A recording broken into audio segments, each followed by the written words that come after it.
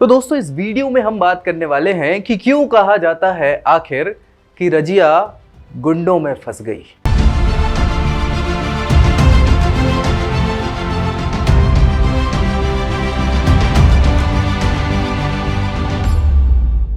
ठीक है, सो बात हम यहाँ यही करने वाले हैं कि रजिया गुंडों में कैसे फंसी। यहाँ ये बात रजिया सुल्ताना को लेके कहा जाता है और इसी के कारण ये सारी चीज़ें आती है। रजिया आपने सुना तो होगा ही कि दिल्ली सल्तनत की पहली महिला शासिका रही है।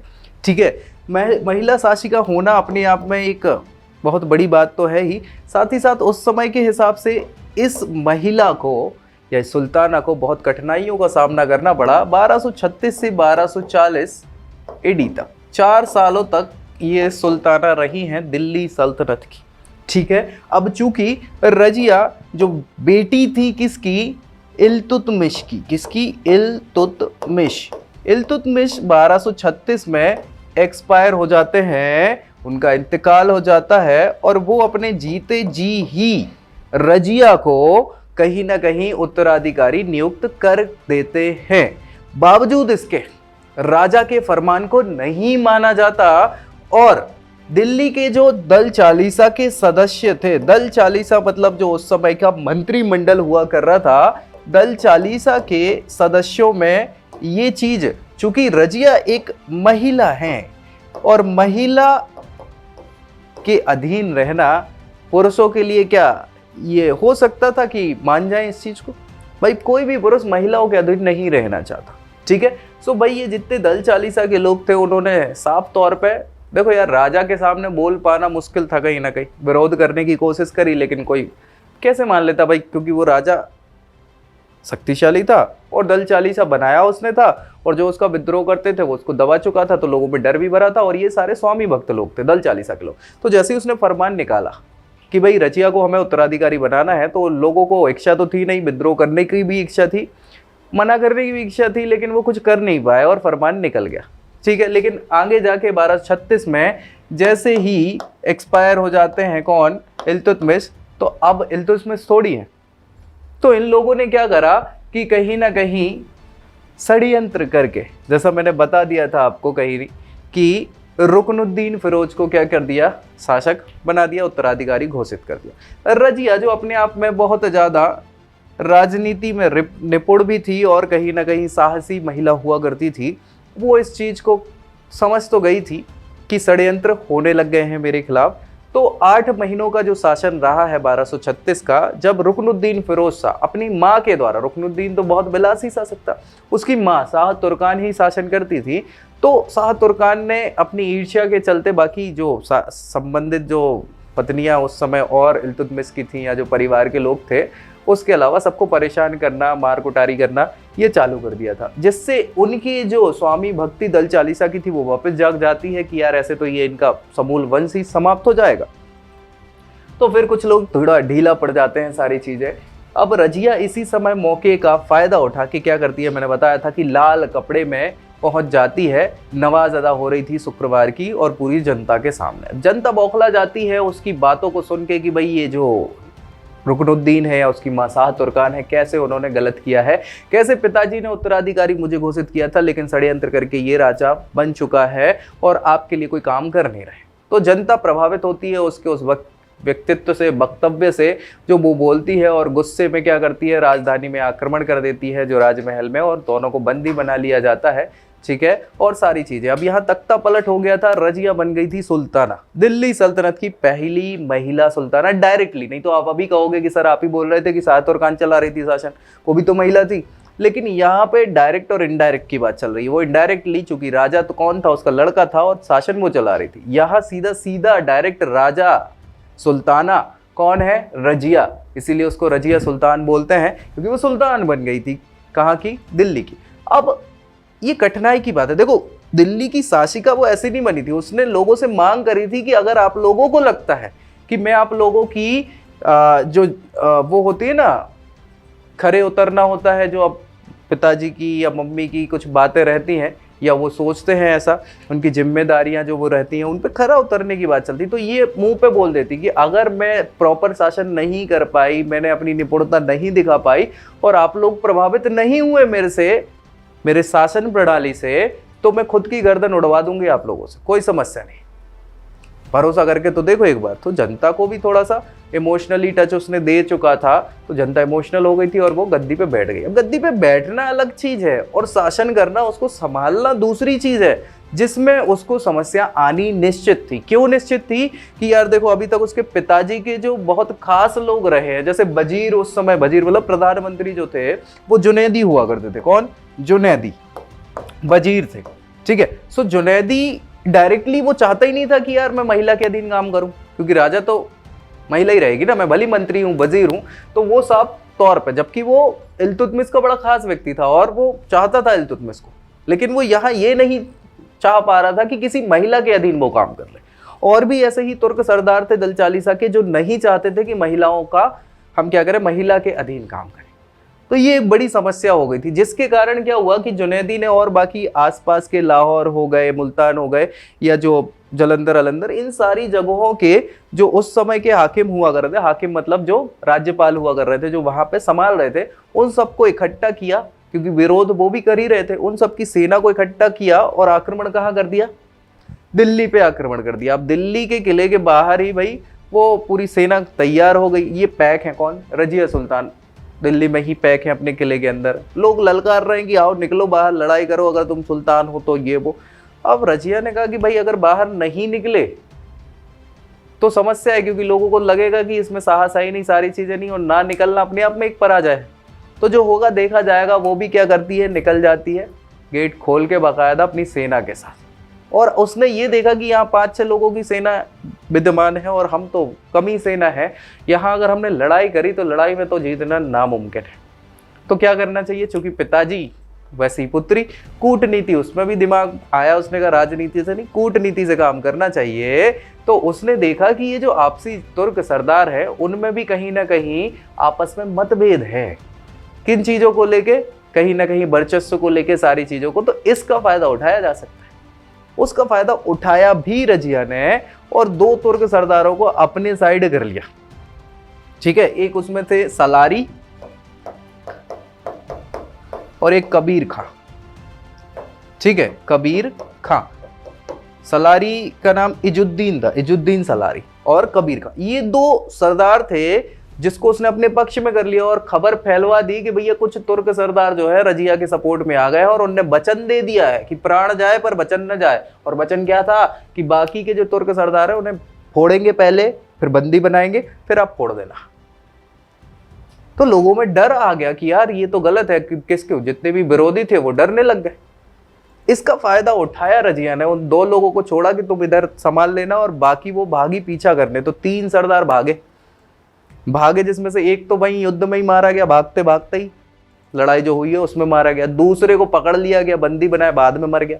तीसरा एक भाग गया तो गायब ही हो गया भाई, वो दिखा ही नहीं बाद में, हालांकि उसको मार दिया गया होगा, सारी चीजें हैं। फिर अब वजीर जो था, वजीर चूंकि प्रमुख था जुनैदी, इसने ही तो वो संगठित किया सभी लोगों को। तो जुनैदी को क्या किया?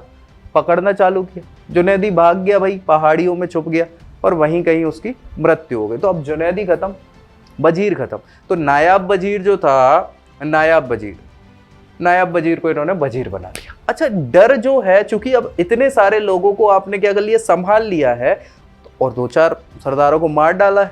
हल्की पतली बात तो है नहीं, पराक्रम तो देख लिया जनता ने, और पराक्रम के कारण बाकी के सरदार अब डरने लग गए और उनने अधीनता स्वीकार कर ली कि ठीक है माता तुम ही हो, ठीक है। अब लोग बाग जो है वो मानने लग गए कि हाँ, रजिया में वाकई में साहस और पराक्रम भी भरा है। रणनीति कूटनीति तो देख ही ली थी, ठीक है। तो यहां से अब दबना चालू हो गए। लेकिन कुछ लोग तो देखो, कभी उनको संतुष्ट किया नहीं जा सकता, तो कुछ लोग अभी भी नहीं चाहते थे उसका शासक होना। तो अभी भी चल रही हैं कुछ चीजें। जैसे अगर बात करी जाए तो एक एतगीन हुआ करता था। एतगीन उस समय बदायूं का हाकिम हुआ करता था, जो अब प्रमोट होके वो वजीर के निचले पोस्ट तक प्रमोट हो चुका था। तो उसका भी दबदबा चल गया था। एक बटिंदा के हाकिम हुआ करते थे, अल्तुनिया जिसका नाम है, अल्तुनिया आप बहुत अच्छे से सुनेंगे, ठीक है। सो अल्तुनिया हुआ कर रहे थे। हुआ कुछ ऐसा कि जैसे ही ये विजय हुई लोग बाग डरने लगे और डर के इसके कारण इसको शासक शासिका घोषित कर दिया। अब रजिया ने अपना थोड़ा सा तेज होना चालू कर दिया। बेसिकली ऐसा बोला जाता है कि महिलाओं में पर्दा प्रथा चलती है, रजिया ने पर्दा प्रथा का त्याग कर दिया। पर्दा हटा के वो खुद ही पुरुषों की भांति राजमहल में बैठने लगी, लोगों की समस्याएं निपटान करने लगी, सारी चीजें। तो अब लोगों ने इसको इस्लाम के साथ जोड़ना चालू किया कि ये महिला इस्लाम के नियमों का विरुद्ध पालन कर रही है, मतलब विरुद्ध कर रही है, तोड़ रही है इस्लाम के नियमों का। जबकि रजिया या बाकी विद्वानों का मत है कि एक राजा अगर पर्दे में रहेगा तो कैसे संवाद कर पाएगा अपनी जनता से। तो उस समय जो की गई चीजें हैं वो सही है एक राजा या सुल्तान की दृष्टि से, लेकिन इस्लाम की दृष्टि से तो वो गलत है ना भाई, कि आप क्या कर रहे हो, आपने पर्दा प्रथा का, महिला हो और आपने इस्लाम का विरोध किया। तो कुछ लोग और विरोधी हो गए। दूसरा और उसने काम क्या करना चालू किया, उसने देखा कि ये जो तुर्क सरदार हैं ये विद्रोह कर देते हैं, इनकी पावर ज्यादा है, तो अपने को क्या है, इनकी पावर को दबाना है। पावर को दबाने के लिए क्या करना होगा, आपको कुछ ना कुछ नया करना है। तो इनने भारतीय मुसलमानों को, तुर्क मुसलमान अलग है, वो ऊंची जाति का मान रहे हैं अपने आप को, सारी चीजें उनका प्रभाव है, उनको प्रभाव को दबाने के लिए इनने भारतीय मुसलमान जो थे उनको बड़े पदों पर नियुक्त करना चालू कर दिया रजिया ने। जैसे एक नाम आता है याकूत का, जमालुद्दीन याकूत। जमालुद्दीन याकूत बेसिकली हुआ कर रहा था वो जो होता है ना, जो फांसी देते हैं, फांसी देने वाला जल्लाद है ना, वो ऐसे हटा देता, वो ऐसे करता, मूवीज में देखा होगा तो वो गड्ढा खुल जाता और फांसी लग जाती, तो वो जल्लाद हुआ करता था। जल्लाद को प्रमोट करके इन्होंने अमीर आखुर बना दिया। अमीर आखुर मतलब घुड़सवारी का नेता, पूरा घुड़सवार के हेड हो गई है, अस्तबल प्रमुख हो गए। अब हर जगह जाने लग गए इनके साथ क्योंकि इनका रथ है और वो तो सब प्रमुख हो गए। दूसरा एक और व्यक्ति था, हसन गौरी मलिक हुआ करता था, तो उसको प्रधान सेनापति बना दिया। अब इन सारे कारनामों से समस्या ये हो रही है कि जो बाकी के तुर्क सरदार हैं वो और जलने लग गए, उनको और दबाना चालू हो गया। उनकी सुनती नहीं थी, सुनती इन द सेंस ऐसा नहीं कि बिल्कुल ही नहीं सुन रही हो, ये जबरदस्ती में जो कुछ चीजें तिकड़म करना या षड्यंत्र रचने के हिसाब से कुछ सोचना कि ऐसा करने से वैसा होगा, वैसा करने से सुल्तान ऐसा कर सकते हैं, वैसा कर सकते हैं, तो वो समझ जाते थे क्योंकि समझदार थे। तो उनकी चलती नहीं थी, किसकी, तुर्क सरदारों की। तो अब वो और चिढ़ने लग गए, यार कुछ तो करना पड़ेगा सारी। तो एतगीन हो गए और इन सारे लोगों ने, अब एतगीन देखो, वजीर जुनैदी तो एक्सपायर हो गया। अच्छा, जुनैदी का एक भाई था जो ग्वालियर का हाकिम था, उसको बुलवाया, इनने षड्यंत्र चालू करे, उसको बुलवाया और उसको गायब कर दिया। दिल्ली जैसे ही आया वो गायब हो गया। गायब मतलब ऐसा कि मिला ही नहीं, मतलब मार दिया होगा, जो भी करा हो। तो उससे क्या हुआ कि एक नेगेटिव इंपैक्ट पड़ना चालू हुआ कि बताओ बुलाया किसने था, रजिया ने बुलाया था। अब चूंकि वो वजीर का भाई था और इनने क्या करा, उसको षड्यंत्र के कारण उसको मार डाला। तो धीरे धीरे लोगों में ये फैलने लग गया, तुर्क सरदारों में, कि अब ये शमसी वंश को ही समाप्त करना चाह रही हैं, तुर्क सरदारों को समाप्त करने की सोच बैठी है। कौन, रजिया। तो तुर्क सरदार और फिर चटकना चालू हो गए और बातें भी चालू हो गई। कहीं ना कहीं लोगों को ये याकूत वाला कारनामा अच्छा नहीं लगता था, क्योंकि वो यार एक नीची जाति का व्यक्ति है, उस नीची जाति के व्यक्ति को आपने क्या कर दिया है, अमीर आखुर बना दिया है, और उसके साथ आपके प्रेम प्रसंग के किस्से चल रहे हैं। प्रेम प्रसंग के किस्से आप समान जाति में करो तो भी ठीक है, लेकिन होता कहाँ है भाई, ये प्यार जो है वो कहीं देख के होता है क्या, होता है क्या, नहीं होता है। तो भाई याकूत के जो किस्से चलने लगे इनके साथ कि भाई प्रेम में पड़ गई हैं और घूमने फिरने जा रहे हैं, सारी चीजें, तो ये भी लोगों को पसंद नहीं आया। अब जब पसंद नहीं आया तो कुछ तो करना पड़ेगा।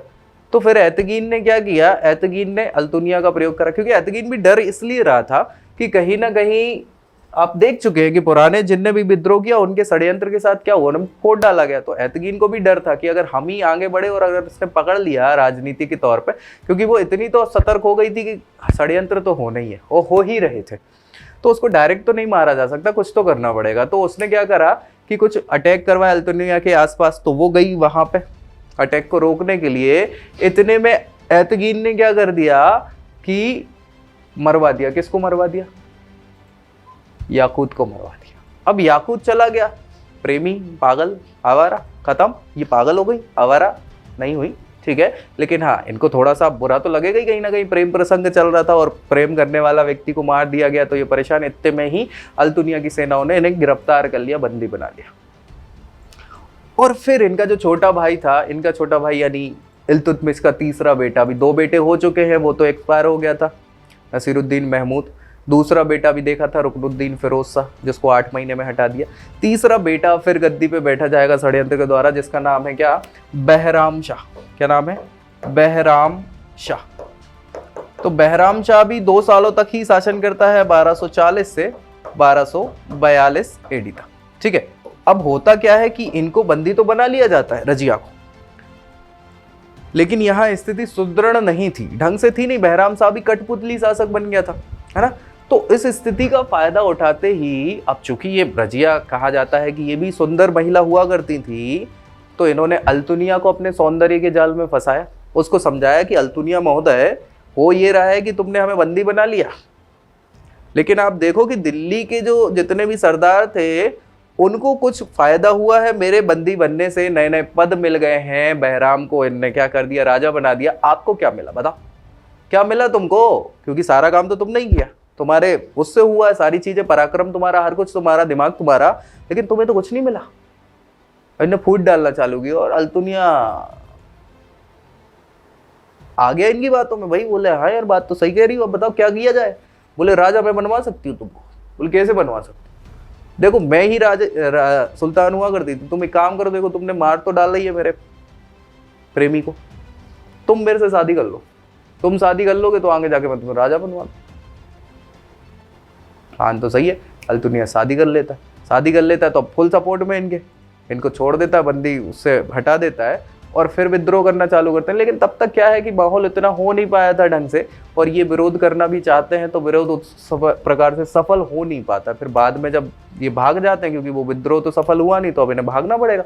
तो ये भाग रहे थे हिंदू बेसिस में, चेंज करके बेस बदल के भाग रहे थे। तो बठिंडा के ही आसपास क्या होता है कि इनको कुछ लोग मिलते हैं, वो भीड़ मार डालती, तो दोनों ही एक्सपायर हो जाता है। ऐसे ही फाइनली फिर ये है। अब देख लो, अब यहाँ आप रजिया गुंडों में फंस गई। मतलब यहाँ कौन से गुंडों की बात करी गई? एक तो दल चालीसा भी गुंडों से भरा था, है ना। एक तो फिर उसके षड्यंत्र के कारण भी वो गुंडे थे। तीसरा ये जो मरी है बाद में गुंडों में, वो भी हो सकता है। तो यहाँ मेरा मतलब ये जो गाना बना है रजिया गुंडों में फंस गई, ये तो केवल गाना था, लेकिन हाँ अगर कहानी से रिलेट किया जाए तो इतने सारे गुंडे ही थे जिनको कहीं ना कहीं उन्होंने क्या किया, अपने शौर्य पराक्रम और साहस के द्वारा उनको सही किया, बेसिकली ये बोल सकते हैं। और 4 सालों तक शासन करा, महिला, भारत की महिला शासिका बनी रही। ठीक है, नेक्स्ट देखेंगे कि कैसे बहराम शाह ने 2 साल शासन तो किया लेकिन कठपुतली शासक ही बन के रहा। तो नेक्स्ट वीडियो में हम इस पर चर्चा करेंगे। मिलते हैं नेक्स्ट वीडियो में, तब तक के लिए जय हिंद।